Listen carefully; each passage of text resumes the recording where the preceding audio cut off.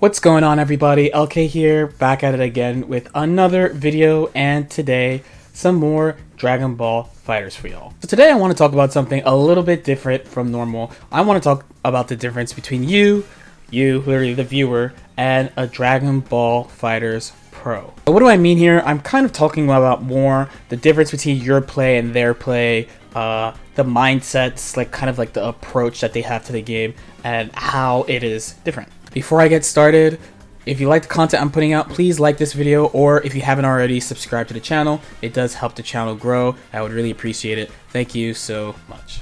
Alright, so let's hop right into it. So the first thing is about teams. So if we're talking about, say, Season 2, for example, I'm sure that you've run into people, like, online maybe, who've used, like, this squad, and you just roll your eyes. You're like, man, this guy's such a tryhard. He's out here copying Goichi's team. Like, what is this guy doing? Now, one thing I find really cool about playing online, especially in Season 3, is that the way the game is right now, you really can kind of pick whatever character you really want to play. So I've been playing a lot of really unique and interesting teams and team builds, but you also have the opposite as well. Like, I've seen a lot in comments, and also from just talking to people, both at offline events and from talking to people in the comments, like, oh, you can't catch me playing Kid Buu, or no, I can't possibly play Yamcha or something, right? Now, the difference here is a top player, like a serious player of this game, they're willing to make compromise, and there are really a lot of examples of successful players who do this. For example, take a player like Shanks, right? Shanks' team for Season 1, Season 2 is Android 18, Adult Gohan, and SSJ Goku, right? So Android 18 is definitely the one that stands out on this team, right? She's very uncommon. I don't know if this is his favorite character, but it's a character he definitely likes, right? The other two, Adult Gohan and Goku, obviously they're series fan favorites, but also in the scope of the game, this became a really powerful combination that you could basically put whatever character in the front and put these two characters with them, and it's a good combination.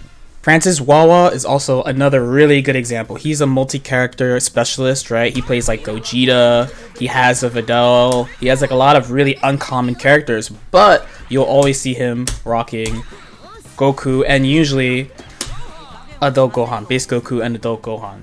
So this is what I mean by being flexible with your mindset. So you have something that you know is good, and then you play something that you like with it. Even myself, I'm a pretty good example of this, because I at least try to do this. I really do try to use Trunks no matter what. I used him in Season 1, at the beginning of Season 1. I used him at the beginning of Season 2 for a long time. I didn't even know who Bardock was before Dragon Ball FighterZ, right? But I still picked Bardock with him. I picked Yamcha. I don't really like Yamcha like that, but I knew those two could help out Trunks a lot, and Trunks gave a lot to the other characters. Even my team this season, so I like Vegeta, but you definitely cannot catch me liking Broly like that. I don't like Broly like that. Disclaimer, Broly is becoming a friend. But again, it's about making sure I can play the character I want, but also doing things that make it so that I can actually play a strong game plan. So the next thing I want to talk about is the difference in defense. So of course, defense has been just repeated over and over and over. Defending is hard, rushdown is too oppressive, block streaks are too long. These have been very, very common complaints about Dragon Ball FighterZ since the game has come out. But here the difference is, while you, maybe not specifically you, but while many players would complain about this and maybe just, you know, still play, but like just complain about this thing, strong players of this game understand that defense actually is not that bad. And I picked this player 2 team. I actually played this team unranked a couple of days ago, right? This is one of the default teams that the game gives you. This team barely has any mix-ups. You basically only can use like Dragon Rush 6M, sneak in some cross-ups, sneak in some Super Dash assist at the high-low. SSJ Goku can't even do it anymore because its 2M is so slow now. So it's really hard to do what we would consider strong mix-ups of a team like this. So while a normal player might feel really threatened by Goku kind of going in slowly like this, someone who's more trained, more focused, and practiced more won't really be scared of this, especially when there's no assist. When there's no assist and your back's to the wall, what can Goku really seriously actually do to mix you up? For real, like, he can't do anything. The only things he could do are stuff that any character can do. 6M, Dragon Rush, and trying to catch you mashing. That's why you'll see some really strong players just sit there against solo characters, because there's no threat. There's nothing scary at all can happen. Now, point number 3 would be patience. So the game is really fast, a really fast-paced game. There's assists going on. There's a lot of things going on. And another thing is that things can happen to you specifically at any moment, because there are system mechanics that will like get the opponent near you, specifically like super dash, or maybe using like assist plus vanish. These kind of things can just get the opponent on you at any time. So despite that though, you don't want to totally fall into the trap of playing the game too fast, right? If you play the game too fast, then you're going to make mistakes because you're not going to be able to keep up with what you're doing. Stronger players in this game are very patient, and they understand that the way the game is made, it is good to play defensively sometimes. It can be pretty hard, especially depending on your character, to just catch someone who's floating like this. Yes, there are responses to this, of course. There are some immediate ones, like just super dashing at them straight up. Or there are like character things like super dashing and calling an assist. Maybe now you have Ultra Instinct Goku, you can run under and call your assist, or stuff like that. You can wait for them to fall, wait for them to get close to the ground. There's a lot of things you can do. But if you get impatient, you just go for it. And the person who's waiting here, I can't really do anything to you anyway when I'm super jumping like that, right? Here, I'm literally showing you, hey, I'm waiting for you to do something, and I have time to react to what you do. Picking your spots and being patient is definitely a sign of a stronger player. So 4 is about open-mindedness in regards to the characters. And what I mean is, one thing in this game, and I think SSJ Goku is actually a really, really good example of this, is, you know, we all have our own little checklist of what makes a good character in this game, right? But usually, generally, at the lower levels of play, things like, oh, if you don't have a 2L low or something like that, are regarded way too highly. You have to look at the character as a core, what they could do. I feel like SSJ Goku and also Trunks are both really good examples of these things, where like people are like, oh, if only they had this one thing, they would be really good, and they didn't really look at the character for what they are and what they could do. Similarly, with the first point about being able to compromise when you're building a team, the open-mindedness in regards to characters matters a lot too, and you see it a lot at high levels. So there are players, I already talked about Shanks and Wawa, but people like Hook and Apology Man who played Piccolo really early on, or like the Kill Sage with Broly, Sonic Fox with many characters. Looking at a character, seeing what they actually could do, playing them in a match, and more than like surface value, because for example, a really good example of this would be like Blue Goku. Like a lot of people are like, Blue Goku slept on, Blue Goku slept on. I don't really think he slept on at this point. You know, like a lot of people have tried playing him, and he does have a lot of strengths, right?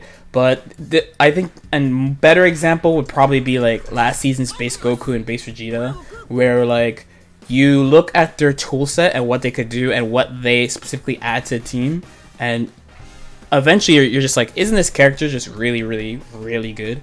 So in the end, being objective about what a character has, especially when a new character drops, is very important, and you want to see if that character does what you want them to do, and if you like them. It's like a combination of both things. So the last thing is risk return, right? So I've talked about this concept on the channel before. I think this is one of the things that makes Dragon Ball way harder than people give it credit for.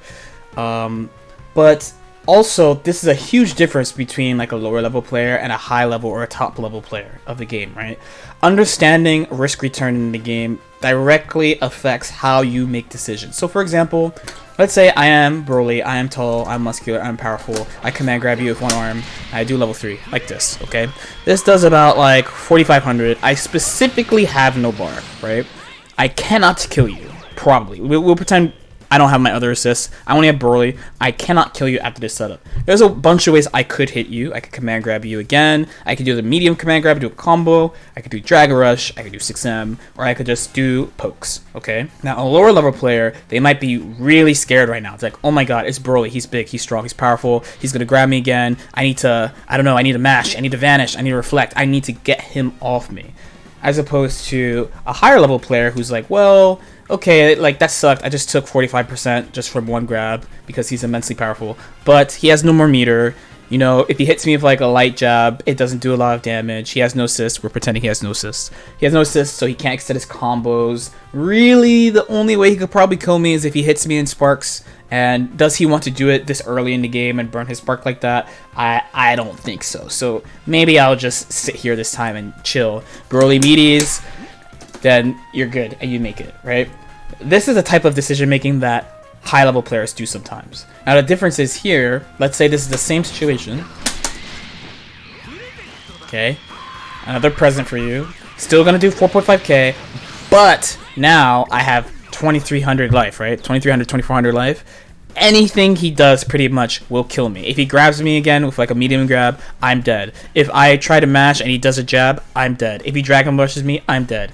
Now, again, the lower level player again is like, oh my god, he's big, he's strong, I'm dying, I have to reflect, I have to match, I have to super dash, I have to do something, I have to vanish, something, anything, right? A higher level player in the same situation is probably thinking, wow, this really sucks, I have to do something because if he hits me, I'm going to die. So here are the things he could do, here are the things I could do, I have to pick one of these things. I have no choice but to make a choice because he's going to kill me if I do nothing. Choices like this are prevalent throughout the game at high level, between just like neutral, offense, defense, level 3s.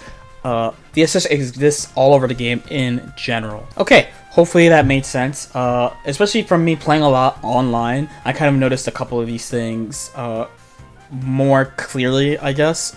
Generally, in a normal season, I'd be playing a lot offline, so like we have our local casuals near me, like an hour away. There's like MLBC and tournaments like that, and then there's like majors I would travel to. But from playing PSN online, I've been playing a lot of a different type of player, and I've been thinking about this a lot recently. As usual, if you have any questions or comments, feel free to leave them in the comment section below. Like and subscribe if you feel like it, and I'll see you next time. Peace out.